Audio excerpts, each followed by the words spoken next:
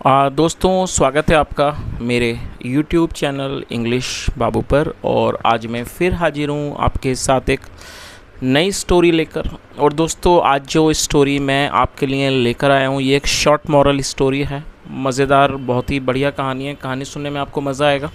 उसके अलावा दोस्तों आज की इस स्टोरी में आपको कुछ नए इंग्लिश के वर्ड मीनिंग सीखने को मिलेंगे, उनकी करेक्ट प्रोनाउंसिएशन के बारे में पता चलेगा और हमेशा की तरह जो इसका ग्रामर का पार्ट है उसे बिल्कुल डिटेल में कवर करेंगे, तो एक एक स्ट्रक्चर को आप बड़ी आसानी से सीख पाएंगे। तो चलिए दोस्तों आज की इस कहानी को हम शुरू करते हैं और सबसे पहले कहानी का टाइटल देखते हैं। कहानी का टाइटल है the truth speaks.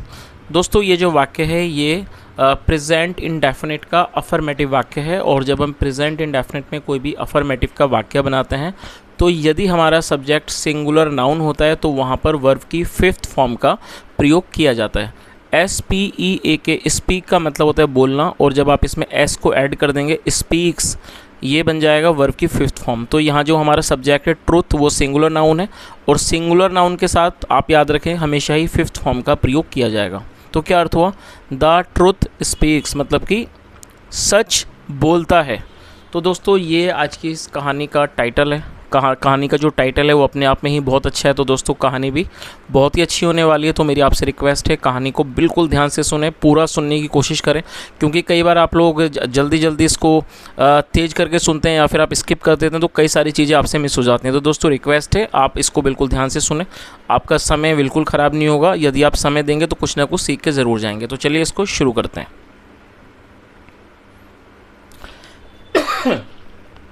Uh trader had a lot of goats. क्या मतलब हुआ दोस्तों? ये जो वाक्य है ये पास्ट पजेसिव वाक्य है। पास्ट पजेसिव का मतलब होता है जब हम पास्ट में कोई ऐसा वाक्य बनाते हैं जहाँ पर हम ये दर्शाना चाहते हैं कि पास्ट में किसी व्यक्ति के पास कुछ था, तो इस चीज़ को दर्शाने के लिए हैड का प्रयोग हेल्पिंग वर्ब के रूप में किया जाता है। और इस तरह के जो वाक्य हैं उनको पास्ट पजेसिव का वाक्य कहा जाता है। तो क्या अर्थ हुआ?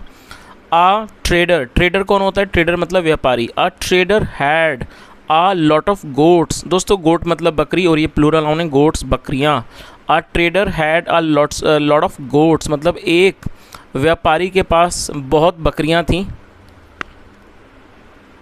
The people from the nearby areas came to him to buy goats.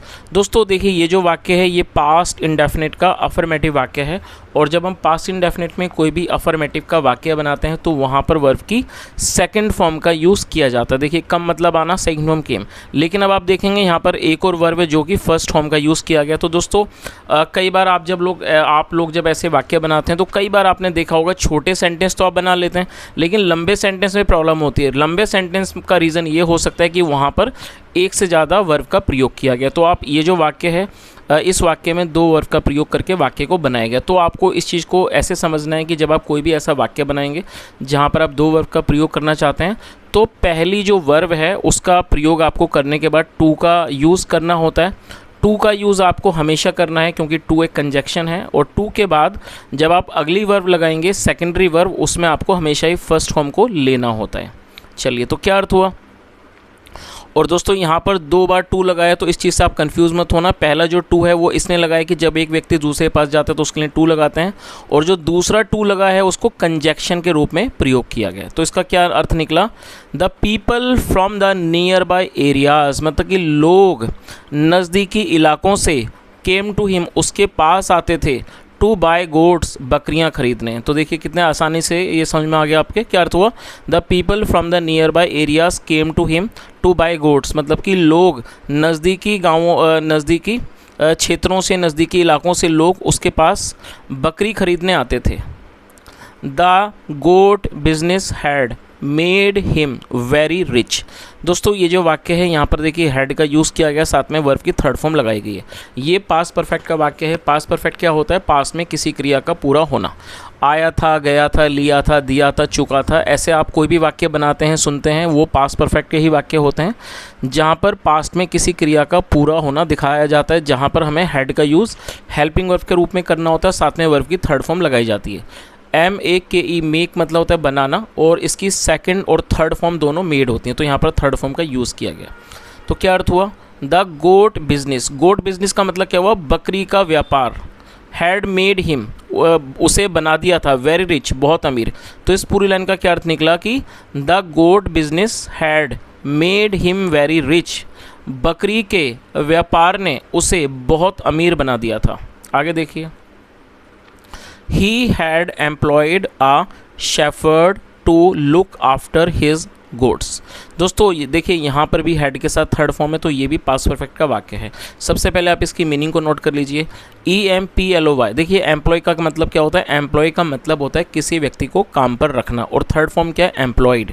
और शेफर्ड का मतलब होता है चरवाहा, और इसको गडरिया भी कहते हैं, जो ऐसा व्यक्ति जो पशुओं को चराता है उसको चरवाहा कहा जाता है। तो क्या अर्थ हुआ, ही हैड एम्प्लॉयड अ शेफर्ड, उसने एक शेफर्ड मतलब कि चरवाहे को काम पर रखा था, टू लुक आफ्टर देखभाल के लिए, हिज गोट्स अपनी बकरियों की। तो क्या अर्थ हुआ इस लाइन का, he had employed a shepherd to look after his goats, उसने अपनी बकरियों की देखभाल के लिए एक चरवाहे को काम पर रखा था।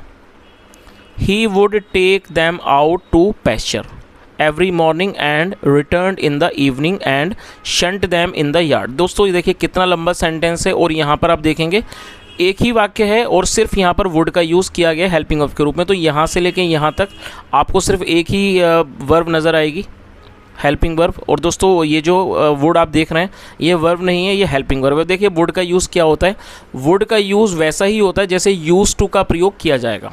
जब हम पास्ट में ये दिखाते हैं कि कोई व्यक्ति किसी काम को करता था, बराबर करता था, तो वहाँ पर जैसे आप यूज़ टू का इस्तेमाल करते हैं वैसे ही वुड का इस्तेमाल किया जाता है।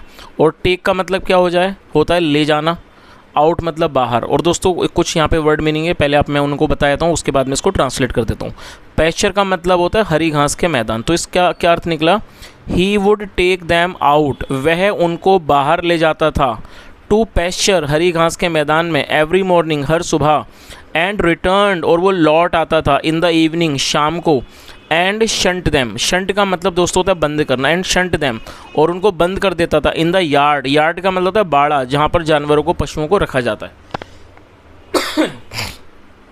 तो इस पूरी लाइन का क्या अर्थ निकला कि he would take them out to pasture, मतलब वह उनको रोज़ बाहर ले जाता, पैस्चर हरी घास के मैदान में हर सुबह, and return in the evening और शाम को वापस और लौट आता, and shunt them in the yard और उनको बाड़े में बंद कर देता। चलिए आगे देखिए, वन इवनिंग एक शाम, the shepherd herded the goats, herd का क्या मतलब होता है उनको चराना, जो शेफर्ड था। और दोस्तों यहाँ पर एक अच्छा वर्ड आपको मिला है, आप इसे ज़रूर नोट कर लीजिए। देखिए हर्ड का मतलब झुंड होता है, लेकिन इसको वर्ब के रूप में भी प्रयोग करा जाता है, जिसका मतलब होता है चराना।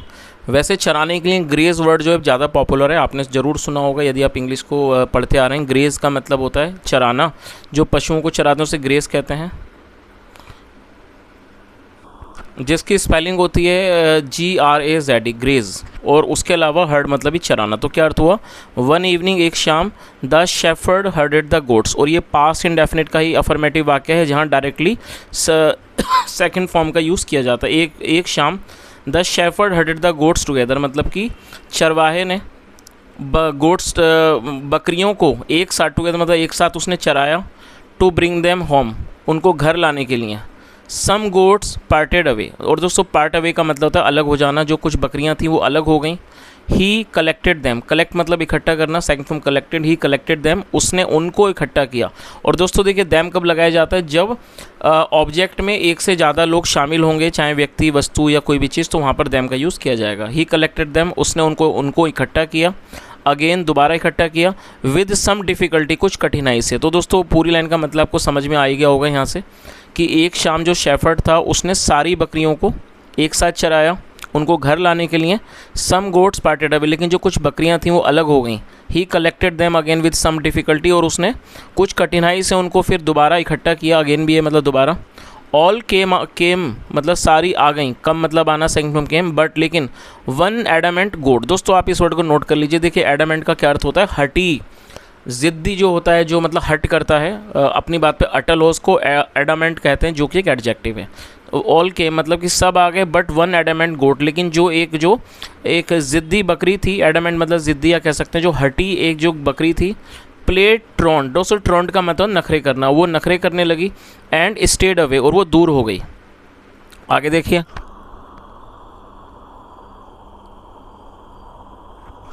It angered the shepherd. दोस्तों एंगर का मतलब आपको ऑलरेडी पता है, एंगर का मतलब गुस्सा होता है जो कि एक नाउन है। उसके अलावा दोस्तों कई सारे शब्द ऐसे होते हैं जो कि नाउन तो होते ही हैं लेकिन वो वर्ब का भी काम करते हैं, मतलब वो वर्ब भी हैं। तो फिलहाल ये जो एंगर है वो वर्ब के रूप में भी यहाँ पर काम कर रहा है। एंगर का मतलब गुस्सा दिलाना, गुस्सा किसी को क्रोधित करना, सेकंड फॉर्म में एंगर्ड। तो क्या अर्थ हुआ, इट एंगर्ड द शेफर्ड, और उसने शेफर्ड को मतलब कि चरवाहे को गुस्सा क्रोधित कर दिया। और दोस्तों इट जो लगा है वो बकरी के लिए यूज़ किया गया। He picked up a stone, pick मतलब उठाना, second from picked. He picked up a stone, उसने एक पत्थर उठाया। एंड थ्रू, थ्रो मतलब फेंकना, second from threw, and threw it, और उसे फेंक दिया, एट द गोट, और उसने उसे बकरी के ऊपर फेंक दिया। और दोस्तों यहाँ पर आप बात देखिए यहाँ पर एट का यूज़ किया गया है प्रीपोजिशन में। तो बकरी पर, तो पर के लिए यहाँ पर ऑन नहीं लगा, एट लगा, इस चीज़ पर आप ध्यान दें।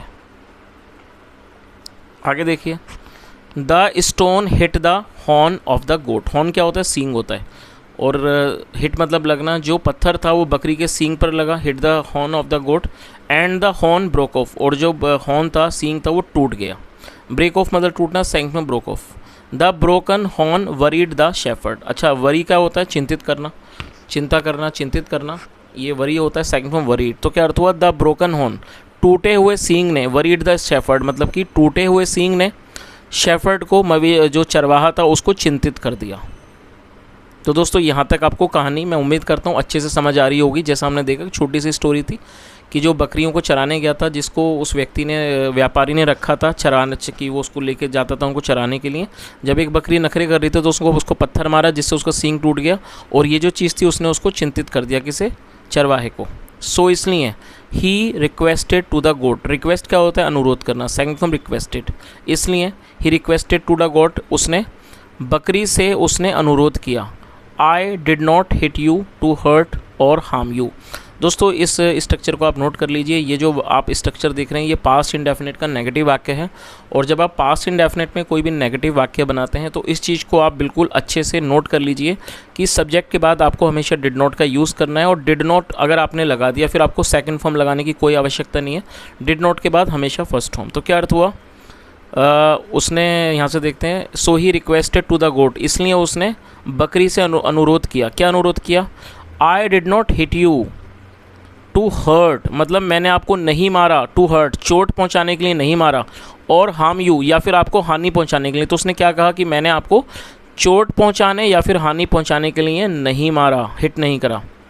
I just acted in anger, और एक्ट का मतलब होता है कुछ काम करना। I just acted in anger, मैंने सिर्फ गुस्से में काम किया, मैंने सिर्फ ये जो मैंने कृत्य किया वो मैंने गुस्से में किया, क्रोध में किया।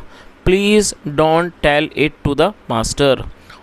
और दोस्तों ये जो वाक्य है ये हमारा एक इम्पेरेटिव वाक्य है। देखिए इम्पेरेटिव क्या होता है, इम्पेरेटिव का मतलब होता है आदेशात्मक वाक्य। जब आप ऐसा कोई वाक्य बनाएंगे जहाँ पर आप किसी को आदेश देते हैं उसे इम्पेरेटिव कहा जाता है, जहाँ पर आपको सब्जेक्ट मेंशन नहीं करना होता। यदि नेगेटिव आप बनाएंगे तो डोंट के साथ सीधा फर्स्ट होम। तो क्या उसने क्या कहा, please don't tell it to the master मतलब कृपया करके, मास्टर का मतलब होता है मालिक, कृपया करके ये मालिक को मत बताना। चलिए आगे देखिए, द अग्रीव्ड गोट स्पोक। दोस्तों अग्रीव्ड का मतलब होता है जो गुस्से में हो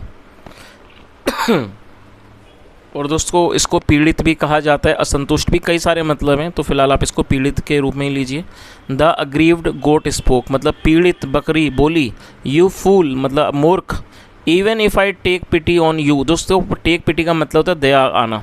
इवन यू फूल मूर्ख, even if I take pity on you, अगर मैं तुम पर दया भी करूं, एंड कीप क्वाइट और खामोश रहूं, द ब्रोकन हॉर्न टूटा हुआ सींग विल टेल द स्टोरी, वो कहानी को बता देगा।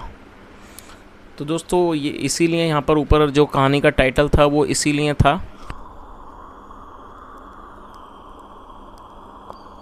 ट्रुथ स्पीक्स, जैसा आप यहाँ पर इस चित्र में भी देख सकते हैं।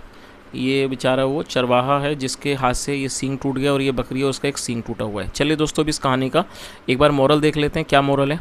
In anger nothing good can be done. दोस्तों सबसे पहले आप इस चीज़ को समझ लीजिए, ये जो वाक्य है इसमें कैन का यूज़ किया गया। कैन एक मोडाल है और एक कैन का यूज़ पैसिव के साथ जब भी आप करेंगे, ये पैसिव में है तो वहाँ पर कैन बी का यूज़ किया जाएगा और साथ में थर्ड फॉर्म। तो क्या अर्थ हुआ? इन एंगर मतलब कि गुस्से में, क्रोध में, nothing good can be done, गुस्से में कुछ भी अच्छा नहीं किया जा सकता है। तो दोस्तों जो मॉरल है मैं समझता हूँ अच्छा मॉरल है, हम सब के लिए सीख है, सबक है, क्योंकि कई बार अक्सर हम गुस्से में कुछ ऐसा कर जाते हैं जो बाद में हमें पछतावा होता है, जैसा यहाँ पर हमने कहानी में देखा। तो बस छोटी सी इन बातों को यदि हम याद रखें कि गुस्सा जो है वो किसी के लिए भी अच्छा नहीं होता है, गुस्सा अच्छी चीज़ नहीं है। और यदि हमें कभी गुस्सा आता है तो हमें शांत रहने की कोशिश करनी चाहिए और गुस्से में तो कभी भी कोई डिसीजन लेना ही नहीं चाहिए।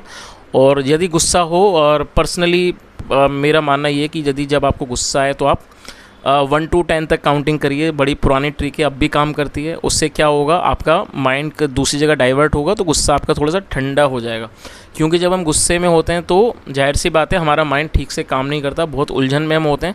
तो कई बार हम ऊट पटांग बोल भी देते हैं, कुछ डिसीजंस गलत हो जाते हैं। तो गुस्से में हमेशा ही हमें शांत रहने की कोशिश करनी चाहिए। तो यही इसका एक छोटा सा मोरल है। यदि कहानी अच्छी लगी हो तो ज़रूर बताएं। और दोस्तों आज मुझे आपसे कुछ पूछना है तो कृपया कमेंट में ज़रूर बताएं। जैसा मैंने आपको कई वीडियोस में बताया होगा कि मैं कुछ दिनों से कोशिश कर रहा हूँ इस तरह के वीडियोस लाने की, जहाँ पर मैं आपको समझाऊँ, ग्रामर के बारे में पढ़ाऊँ। और दोस्तों मैंने जैसा आपको बताया, फ़िलहाल मेरे पास डिजिटल बोर्ड नहीं है और उसका मेरे पास बजट भी नहीं है। तो मैंने ये सोचा हुआ है कि मेरे पास एक वाइट बोर्ड है जिस पे आपने देखा होगा जो ट्यूटर्स वगैरह पढ़ाते हैं, वो मेरे पास बोर्ड है। फ़िलहाल मैं उसके ऊपर वीडियो बनाऊंगा। तो मैं आपसे ये पूछना चाहता हूँ दोस्तों कि जब मैं पहला वीडियो लाऊँ तो किस सब्जेक्ट के ऊपर लाऊँ। सब्जेक्ट से मेरा मतलब है दोस्तों कि ग्रामर के अंदर कई सारे हमारे चैप्टर्स होते हैं। तो ग्रामर मुझे पढ़ाने का एक्सपीरियंस है, मैं टीचिंग भी करता हूँ।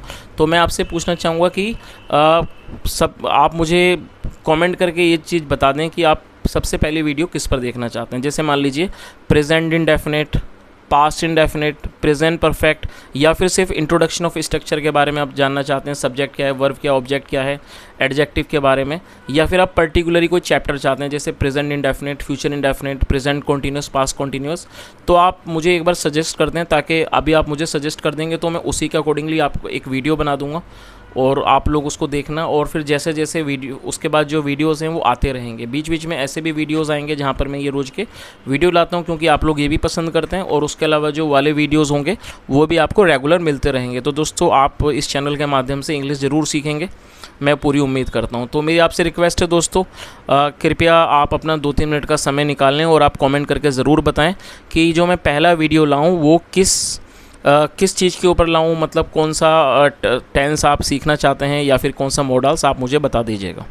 यहाँ तक सुनने के लिए thank you so much. Have a nice day and bye.